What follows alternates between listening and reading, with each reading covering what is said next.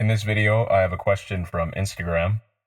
In particular, the person asking the question wants to know how can they tell the difference between someone that's INFJ with high TI and someone that's INTP with high FE. This video isn't going to be a complete side-by-side comparison of INTP and INFJ. However, it'll probably help you frame your understanding of the question of whether someone is INFJ or INTP in terms specifically of introverted thinking and extroverted feeling. So if you watch this video all the way through, it'll probably help you in that area because INFJ and INTP are not very similar types. So if you're typing someone and you're thinking their type is either INFJ or INTP, you may have missed something. In terms of FE and TI, so extroverted feeling and introverted thinking, someone that's INFJ is going to be very focused on emotional expression, and in particular, emotional expression that is guided by personal logic or personal rules. So in other words, this could be something like how to correctly relate to someone based on a certain set of rules. The behavior associated with INFJs here is that when you listen to someone that's INFJ speak, you're going to notice that they make emotional judgments that follow a predictable structure. In simpler terms, this looks like the person is passively attempting to understand where someone else is coming from. And again, this is in terms of emotion. So they'll put people into distinct categories based on whether they think they understand where their emotional motivations are coming from. Situationally, you'll notice that someone that's INFJ will put people into camps. So someone that's part of their thinking structure or someone that's against their thinking structure. This is especially true in a situation that involves some element of competition or some element of conflict or confrontation.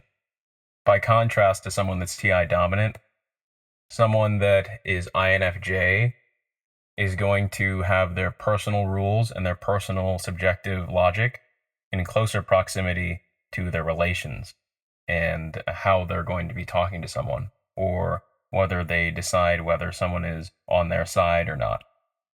This is most easily observable when dealing with concrete situations in which someone that's INFJ is going to be making very realistic observations and very grounded observations in terms of sensation. So what their senses are actually taking in as opposed to something that's hypothetical. They'll very quickly put someone into a camp of someone that agrees with their thinking and has someone they're relating to well, or someone they're not relating to well that doesn't agree with them. Again, this is why in particular it can be sort of misleading to think of the question of someone's type in terms of whether they're INFJ or INTP. This is especially true if you're someone that knows someone that's INFJ on personal terms, or you've seen them in a variety of different environments, especially those that are heavy in conflict or confrontation. You'll observe that their behavior is more likened to that of an ESTP in these types of situations, where they're placing people into clear black and white categories. So if someone is disagreeing with them and doesn't go by their rules, they may not be relating to that person as well as someone that agrees specifically with their rules. In order to drive this point home, I'm going to show clips of an INFJ, clinical psychologist Jordan Peterson, and then after that, I'm going to play a clip of someone that's ESTP, fitness coach Wes Watson. In the workplace. Yes, I do it. How do you know? Because I work with a lot of women. Right. Well, it's been happening for what, 40 years? And things are deteriorating very rapidly at the moment in terms of the relationships between men and women. Is there sexual harassment in the workplace? Yes. Should it stop? That'd be good. Will it? Well, not at the moment it won't, because we don't know what the rules are.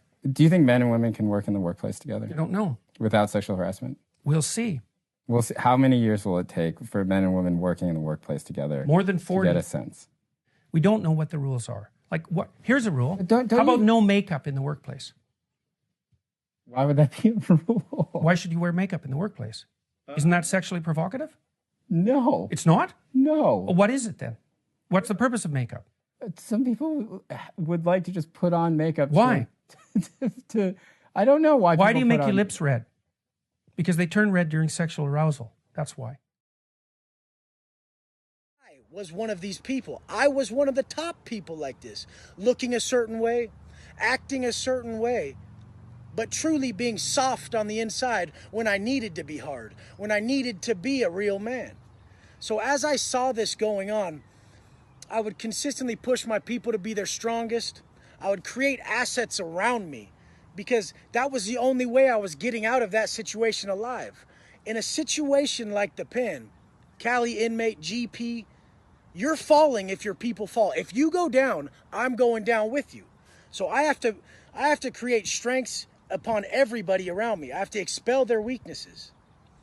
And so how do you do that? You cannot possess them on your own. The second you possess what you're telling someone to quit, you're a hypocritical motherfucker, and you need to really look within and realize that you're doing exactly what you're telling people not to.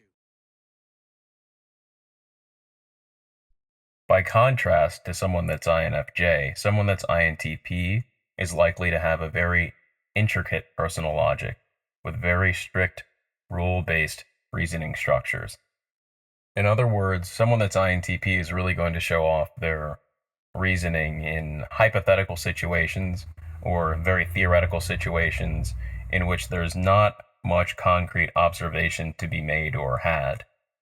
They're really going to pride themselves in being able to set the groundwork and a very tight, precise framework of logic for situations that maybe no one has encountered, or very general situations that haven't happened yet, or something that's removed from concrete experience.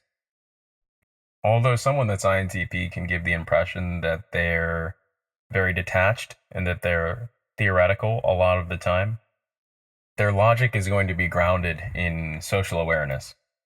So while they may be giving you a very drawn out logical deliberation on some topic, they'll probably end it with a summary on the ethical implications of whatever they were talking about. In terms of introverted thinking and extroverted feeling alone, so we're only considering these two functions, someone that's INFJ, as you've seen in the clip presented before, is going to be more prone to giving you an emotional conclusion along with their own personal logic before someone that's INTP would. So, in other words, someone that's INTP is going to take a longer time to sift through whatever they're thinking about before they come up with an emotional judgment. In this way, the TI and FE of someone that is INTP is a little bit closer to someone that's ESFJ than someone that's INFJ.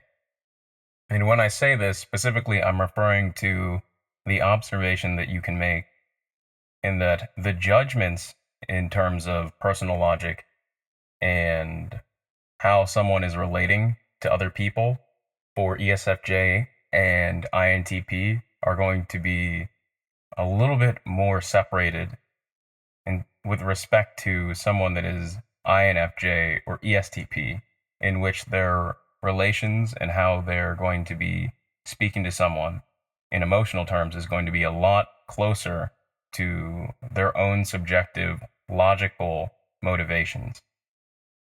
To recap, someone that's INTP is likely going to have more complete rule-based reasoning and more intricate logic and more theoretical logic than someone that's INFJ.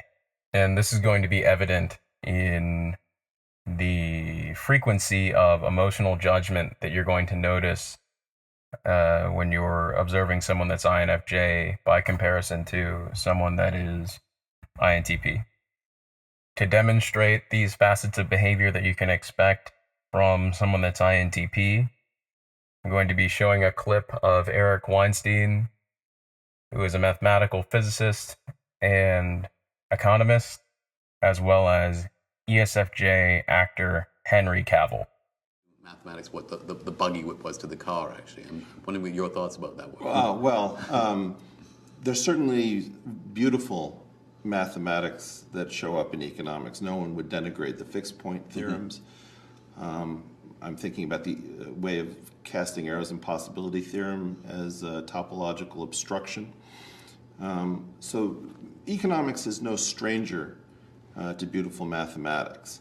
I think one of the problems is that economists feel that they've been burned having bought snake oil on several previous occasions. And so there's in fact, oddly, a lack of taste, where when you talk about gauge theory, many economists hear, well, that's some highfalutin thing that we hear about in physics.